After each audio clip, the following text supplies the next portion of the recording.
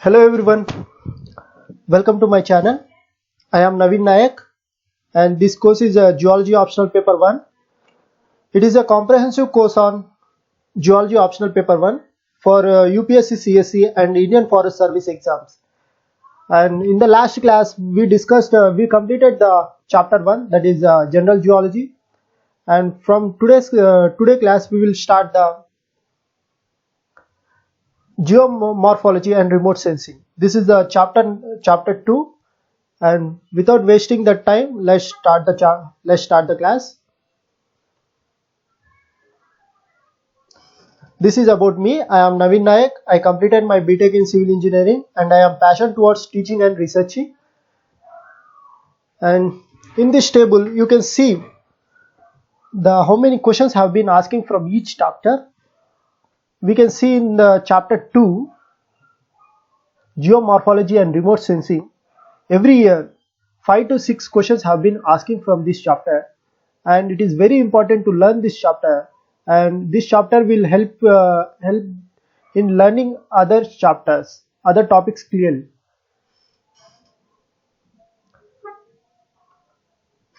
Chapter 2, Geomorphology and Remote Sensing. These are the topics which are there in chapter 2, and in today's class we will discuss the 2.1, the basic concepts of geomorphology.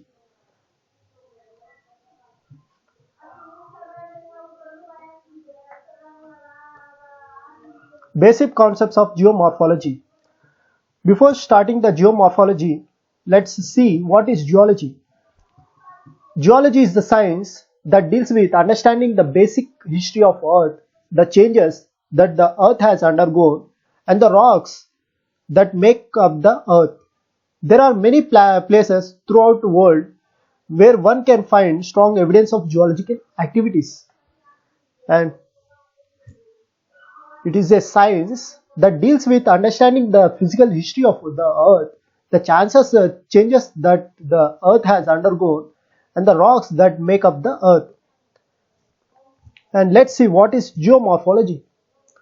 The word geomorphology comes from Greek roots geo, morpho, and logos, means earth, forms, and study, respectively. Therefore, geomorphology is literally the study of earth forms. Remember this, study of the earth forms. Geomorphologists are primarily concerned with the study of Earth's superficial features, including their origin and evolution and impact on human activities. Remember this definition. This will useful in the exam. And other definition is the study of the physical features of the surface of the Earth and their relation to its geological structures. You can use either of the two definitions in the exam, whichever you find easy. Let's move on to next slide. Geomorphology is a systematic study of landforms. Systematic study of landforms and the interpretations of them as recorded in the past history.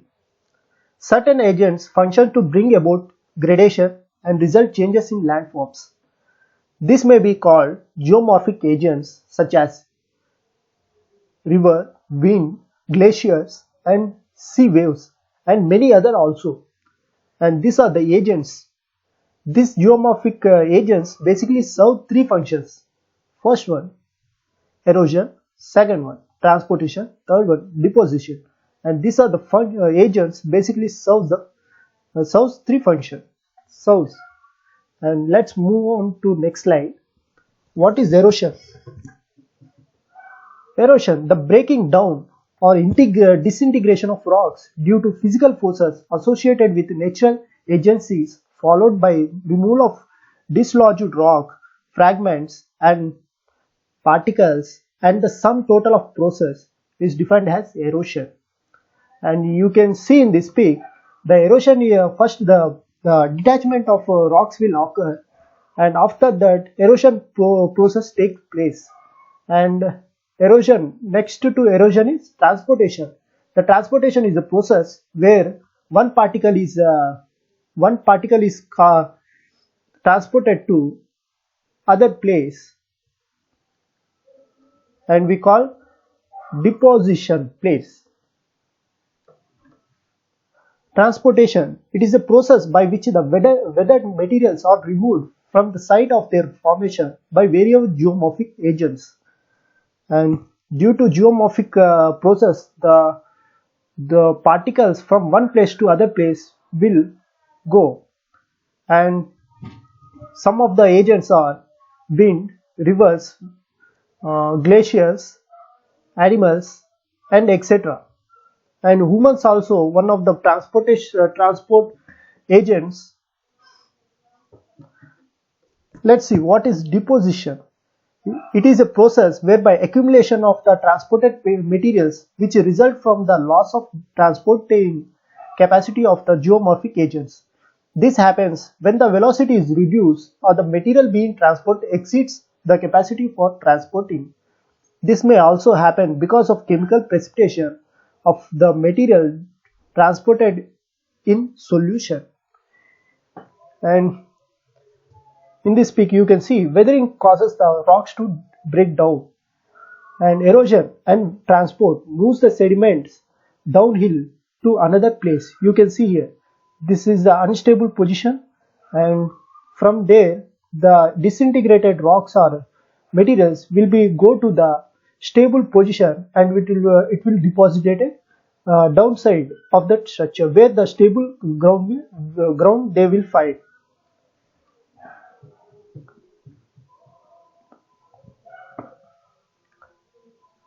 And basic concepts of geomorphology. Fundamental concepts are used in the interpretation of landscapes. Worcester, 1939, remember the year and name, defined as geomorphology. It is a description and interpretation of the earth relief features. Remember this. Defined geomorphology is a description and interpretation of earth relief features. Geomorphology come about as a result of dissatisfaction with the term physiography. Remember this term. It discusses upon the man adjustments to and uses of landforms. There are 10 basic concepts in geomorphology. Each concept differs from the other in various aspects. Let us look upon these 10 basic concepts. Here you can see these are the 5 and other 5 in the next slide. Let's see what are the basic concepts in geomorphology. The same physical process and laws that operate today operated throughout geological time, though not always with the same intensity as a role. And second one, geological structure is a dominant control factor in the evolution of landforms, and it is reflected in them. Third one, to a large degree that Earth's surface processes relief because the geomorphic processes operate at different rates. Fourth one, geomorphic processes leave their distinctive imprint upon landforms, and each geomorphic process develops its own characteristic assemblage of landforms. Fifth one, has the different erosional agents act upon the Earth's surface, there is produced an orderly sequence of landforms. Remember this 10 basic concepts of geomorphology. Sixth one, complexity of geomorphology evolution is more common than simplicity. The little of the earth topography is older than Tertiary, and most of it no older than Pleistocene. This is the seventh one, and let's see what is the eighth one. Proper interpretation of present day landscape is impossible without a full appreciation of manifold influence of the geologic and climate changes during the Pleistocene. Ninth one, a appreciation of world climate is necessary to a proper understanding of the varying importance of the different geomorphic processes. And 10th one, geomorphology, although concerned primarily with present-day landscapes, attains its maximum usefulness by historical extensions. Let's see each concept in detail. Concept number 1. The same physical process and laws that operate today operated throughout geological time, although not necessarily always with the same intensity as now. This concept telling that the same physical processes and laws that operate today operated throughout geological time, but maybe the intensity of that uh, intensity may vary. Example, climate. The climate will not be same every year, or weather will not same every day. So based on these climate factors and other land features and reliefs, this will change. Land lying principle is known as principle of uniformitarianism, proposed by Hutton and popularized by Lyell. Remember this.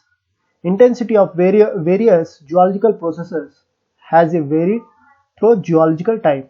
As the time passes, the structure of the land mass will changes. Present is the key to past. Remember this. Present is the key to past. By knowing present, we can find the past.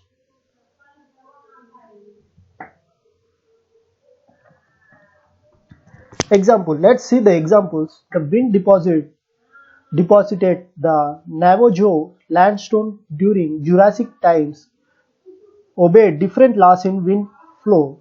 Crash topography of Permian period is same as occurred today. Volcanism is predicted mostly by this principle. And you can see, I can give the example that now how the volcano is now occurring, the same thing in the past also occurred. Nothing new. Concept number 2. Geological structure is a dominant control factor in the evolution of landforms, and it is reflected in them. The term structure includes phenomena as rock attributes, the absence or presence of structures, rock massiveness, permeability of rocks, and various other ways.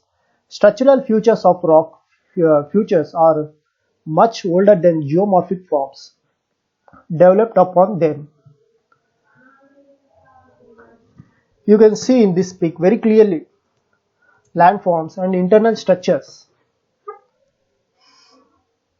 As the internal structure changes, as the landform changes with internal structure.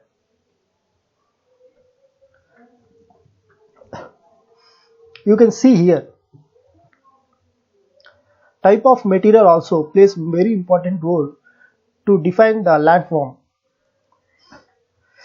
This is a igneous rock. Igneous rocks are resistant to erosion, typically forming uplands or mountains, rising above adjacent areas of shale and limestone.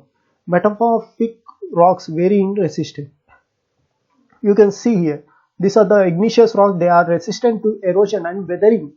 So they are in this future. And you can see here, shale. Shale is a very weak rock that is easily eroded and forms the low valleys floors of the region.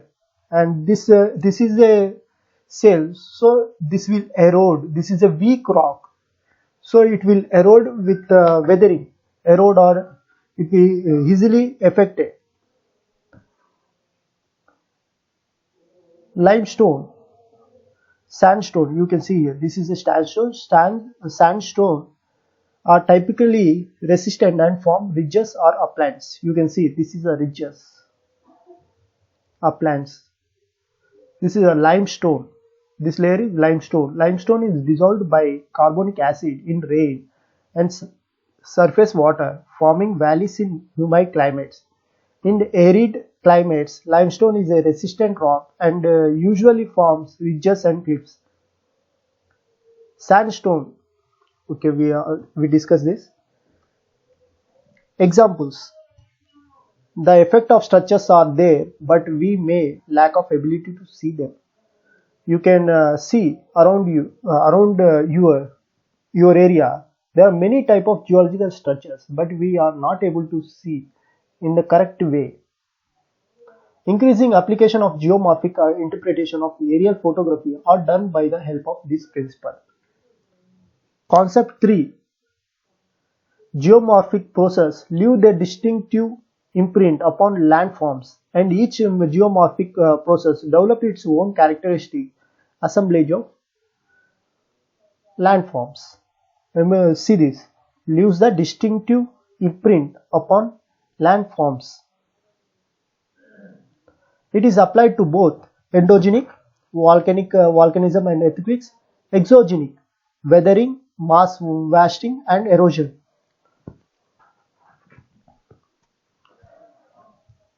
Geomorphic processes. Endogenic, which occur inside, which occur exogenic is which occur outside. And in the endogenic, slow movement, sudden movement. Slow movements are diastrophism, vertical or horizontal. And in the sudden movements, we see volcanisms and earthquakes. This will occur inside. And exogenic is which occur outside. And these three are exogenic: weathering, erosion, deposition. In weathering, we see physical, chemical, biological. And in erosion, we see running water, groundwater, glacier, waves and currents, and winds. And in the deposition, we see running water, groundwater, glaciers, waves and currents, and winds. Move to the next slide. Examples. Individual process responsible leave their stamp upon the earth's surface. Geomorphic process do produce distinctive landforms, possible for genetic classification. Landforms are classified based on genetic classifications. It also emphasizes the genetic relations of landforms assemblage. Concept number 4. As the different erosional agencies act upon the Earth's surface, there is produced a sequence of landforms. For example, here you can see these all are the layers.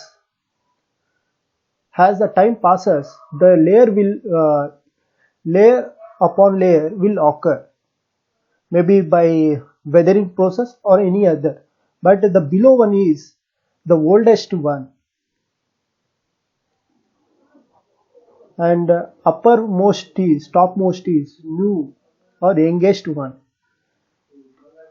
And as the time passes, the changes will occur. And talks about the geomorphic cycles. The Davis and metamorphic term youth, mature, old and are commonly used to designate the stages of development. You can see in this diagram, this is the initial stage of mountain. For example, you think this is a mountain and this is the base level, and slowly it will form to the V-shape valleys. You can see here, this is a youthful stage. Rapid down cutting will occur, and after second stage it will form this shape. Slowly it will become like U shape. Initial development of flood plains. And fourth stage, old age, wide flood plain, little erosion. And this is a high erosion, and you can see here also high erosion will occur, and here the low erosion will occur, because the mountains are, the shape is less.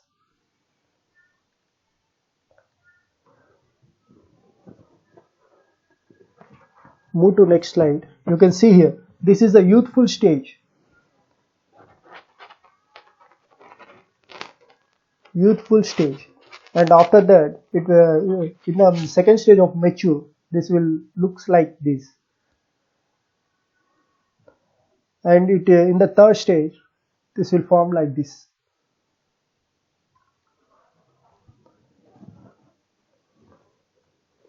Examples.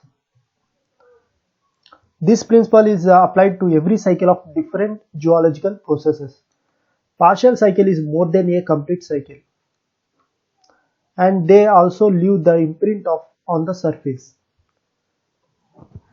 Concept number 5.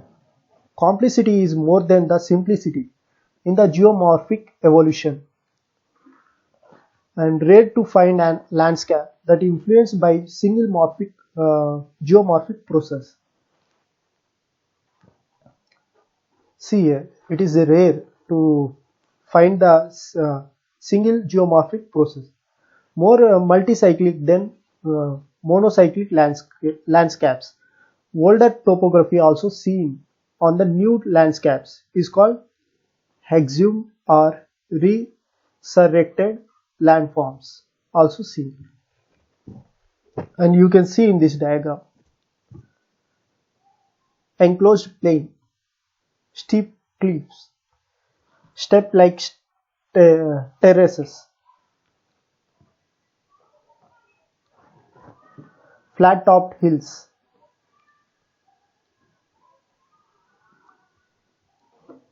a systematic presentation of terrapin landscape. You can see in this diagram.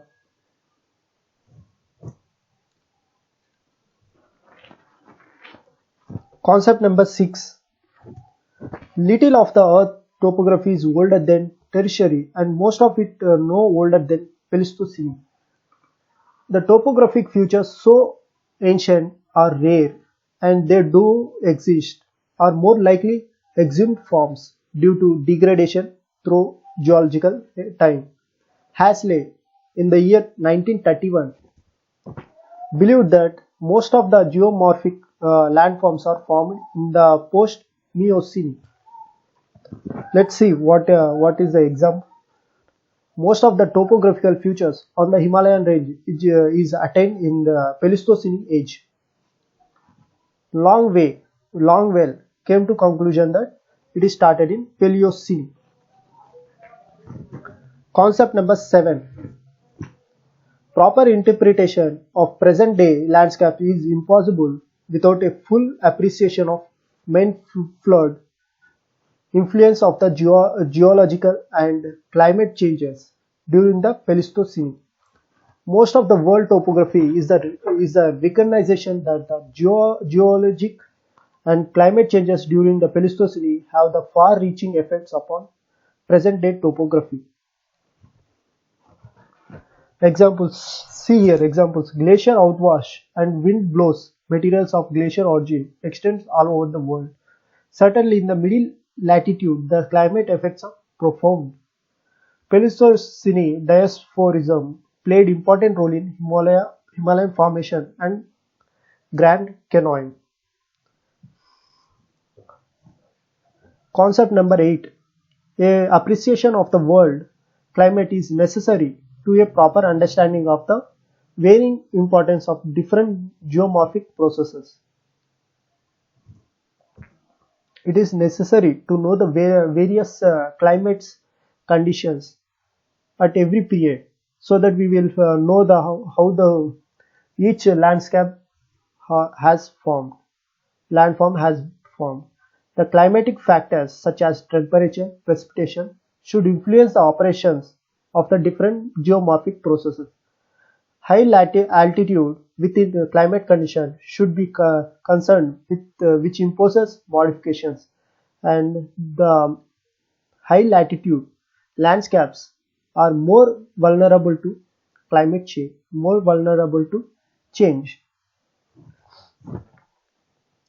Some human activities influence also occurred more. You can see here in this pic how the climate change influencing the landforms.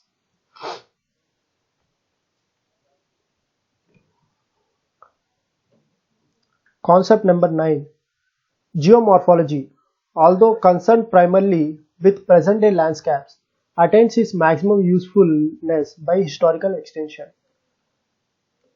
Historical approach on the geomorphic landscapes is needed for proper interpretation. And historical approach is very much important to know the present landscapes. Application of uniformitarian principle is needed for this approach. The uniformity principle means concept number 1. This aspect is also called as paleogeomorphology, which includes stratigraphy and sedimentology. You can see here.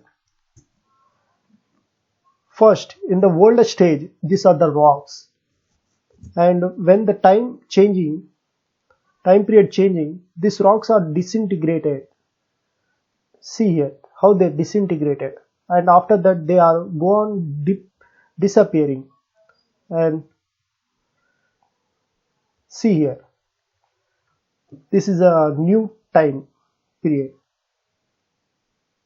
Means here this is older and it is a new stage of landform occurring changing due to climate changes, maybe climate changes and etc. Concept number 10. Geomorphology, although concerned primarily with present-day landscapes, attains its maximum usefulness of historical extension. Geomorphology concerns itself with the development of present-day landscapes. The principle of uniformitarianism is related with this.